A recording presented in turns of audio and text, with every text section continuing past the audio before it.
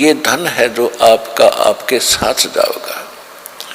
कबीर सब जग निर्धना, धनवंता ना कोई, धनवंता सो जानियो जिस पर राम नाम धन होवे।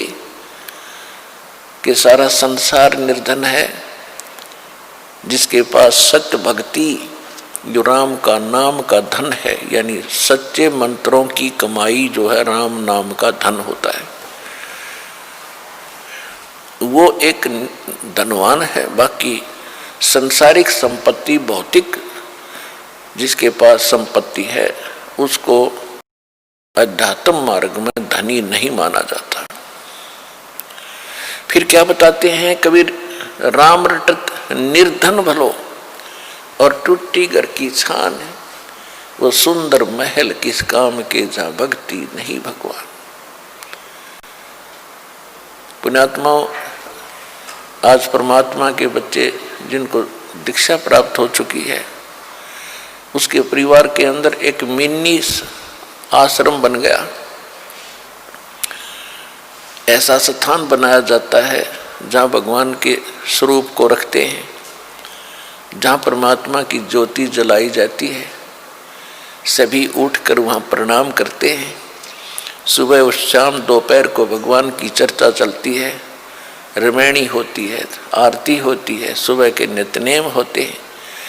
फिर दिन में जब भी टाइम लगता है, कोई मंत्र कर रहा है, कोई सिमरन सतनाम का कर रहा है, तो कितना माहौल बदल गया ना। उसमें बकवाद बतलावा वो न बोला, वो न बोला, उसका नाश होगा, उनका ऐसे नुकसान होने वाला है, वो ऐसे गलती करते हैं। तो इस तरह की बकवादें बतला के उस परिवार, उस घर के अंदर हम ये कुविचार छोड़ देते थे। फिर वो कुविचार हमारे मस्तिष्क में टकराते रहते थे, हमें डिस्टर्ब रखते थे, शांति नहीं होने देते हैं। और जब परमात्मा की महिमा और अमृतवाणी जब स्टार्ट होती है तो कुविचार ऊपर चले जाते हैं और सुविचार उस घर में धीरे धीरे स्थापित होने लग जाते हैं। फिर घर में शांति शुरू हो जाती है। ये तरीका है। अब कहीं भी परमात्मा की चर्चा नहीं, सुबह उठते या तो न्यूज़पेपर पढ़ देंगे जिनमें कोरी झूठ बकवाद भर रखी होती है, समाचार पत्र, या टीवी चलाएंगे, समाचार सुन लेते हैं, सारा दिन बकवाद गड़े, या फिर फिल्म देखेंगे।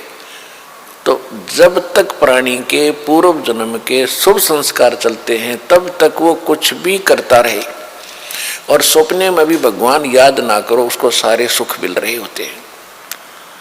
तो संसार ये देखता रहता है, भगत भी डिस्टर्ब हो जाते हैं कि हम भक्ति भी कर रहे हैं, हमें आपत्तियों का फिर भी कोई ना कोई सामना करना पड़ जाता है, और दूसरा व्यक्ति सारा दिन बकवाद करते हैं, शराब पीते हैं, ताश खेलते हैं, राजनीति में बड़े रहते हैं, और कोई भी बुरे काम की कोई टाल नहीं उनके, और वो फिर भी सुखी है।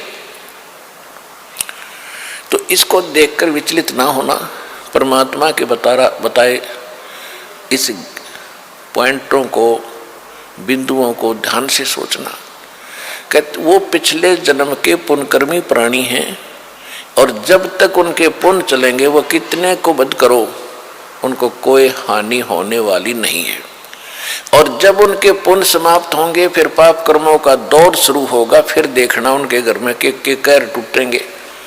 और आप के ऊपर भक्ति करते करते भी दिक्कत आ रही है, तो अगर भक्ति ना करते तो आपका तो सर्वनाश हो जाना था। विचार कीजिए,